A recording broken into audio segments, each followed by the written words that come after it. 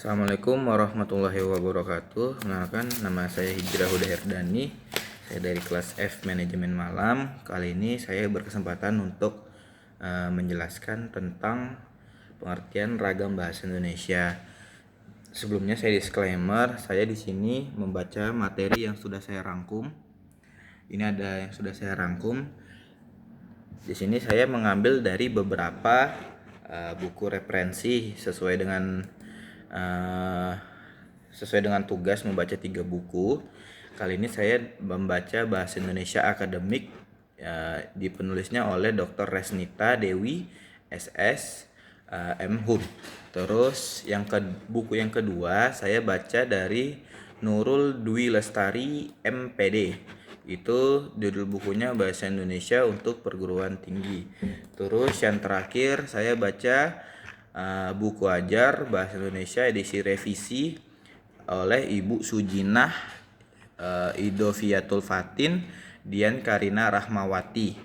Jadi ada 3 referensi yang saya baca dan sudah saya rangkum juga. Jadi menurut buku masing-masing itu pengertiannya kurang lebih sama, yaitu pengertian ragam bahasa Indonesia adalah variasi bahasa menurut pemakaiannya, dapat dilihat dari beberapa topik yang dibicarakan, hubungan pembicaraan dan teman bicara, serta media pembicaranya. Fungsi pemakaiannya juga lebih diutamakan dalam laras bahasa daripada aspek lain dalam ragam bahasa. Di sini ada 4 aspek yang perlu diperhatikan dalam ragam bahasa ini untuk berkomunikasi. Yang pertama, itu ada situasi yang dihadapi. Jadi, yang kedua, permasalahan yang hendak disampaikan. Yang ketiga, latar belakang pendengar atau pembicara yang dituju.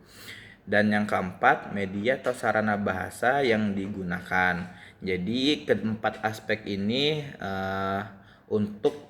supaya memperhatikan untuk berkomunikasi itu, intinya kita harus menganalisa dulu. Misalnya situasi yang dihadapi ini apakah cocok kita menggunakan ragam bahasa yang ingin kita pakai. Terus permasalahannya apakah nyambung yang ingin disampaikan. Terus yang ketiga, kita harus tahu juga latar belakang pendengar. Contoh saya dan juga teman saya menggunakan bahasa Indonesia yang kurang fasih, tapi saya yang sangat fasih. Kan itu bisa menimbulkan kesalahpahaman, apalagi misalnya dia dari daerah gitu. Kan beda kata yang diucapkan, beda juga artinya.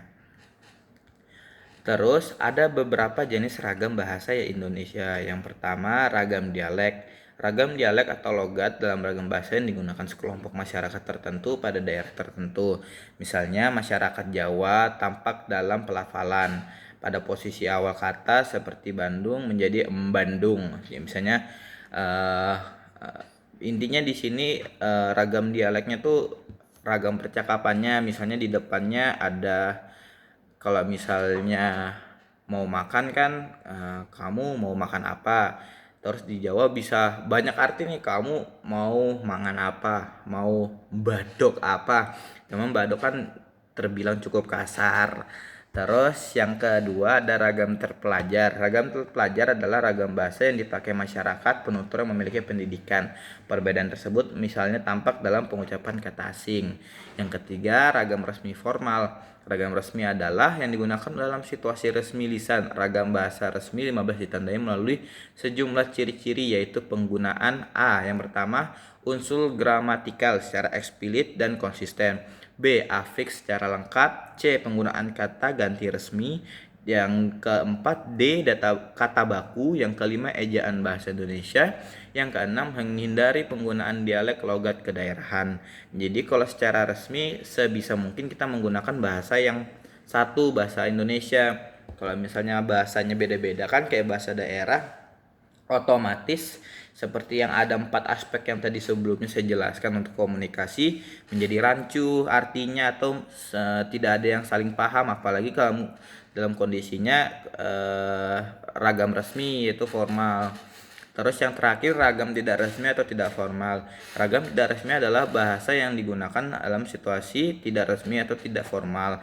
Ragam bahasa tidak resmi ditandai dengan beberapa ciri-ciri, yaitu penggunaan unsur gramatikal yang tidak konsisten dan imples, afix secara tidak lengkap, kata ganti yang tidak resmi, kata tidak baku, tidak menghartikan penggunaan ejaan bahasa Indonesia, yang terakhir tidak menghindari penggunaan dialek logat kedaerahan.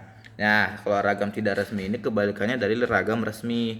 Kalau misalnya contoh antar sesama teman doang nih, bisa kita selip-selipkan bahasa-bahasa yang bahasanya bahasa daerah. Kalau misalnya kamu kamu neng di kamu kemana, nah kan itu kan bisa disambung-sambung. Kalau misalnya tidak formal, intinya di sini ini cara kita menggunakan ragam bahasa Indonesia itu tergantung posisi dan juga lawan bicara yang kita ingin sampaikan.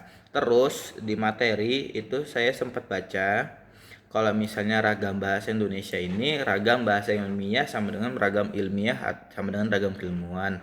Ragam ilmiah digunakan untuk mengkomunikasikan hasil kegiatan ilmiah, penelitian, seminar, karya, diskusi, publikasi ilmiah, dan lain-lain. Ragam bahasa yang digunakan jurnal ilmiah adalah ragam bahasa ilmiah. Terus ada beberapa nih kesalahan pemakaian bahasa di dalam ragam ilmu, yaitu pemilihan kata, struktur kalimat, struktur paragraf, dan penetapan ejaan dan tanda baca. Kalau misalnya mau ditanya ciri-cirinya apa, kalau misalnya di dalam ragam bahasa ilmiah, yang pertama dia jelas, terus lugas, tepat, terus formal, tidak, yaitu ragam formal tadi menggunakan bahasa yang satu gitu, bahasa Indonesia, terus kata-katanya baku misalnya begitu. Tidak, ya intinya kalau misalnya formal ditempatkan sesuai dengan tempatnya, tidak normal tidak disesuaikan, tidak normal disesuaikan di tempatnya, mungkin seperti itu. Mungkin itu yang bisa saya sampaikan untuk ragam bahasa Indonesia untuk tugas kali ini. Terima kasih atas kesempatannya. Mohon kurang lebihnya mohon dimaafkan. Assalamualaikum warahmatullahi wabarakatuh.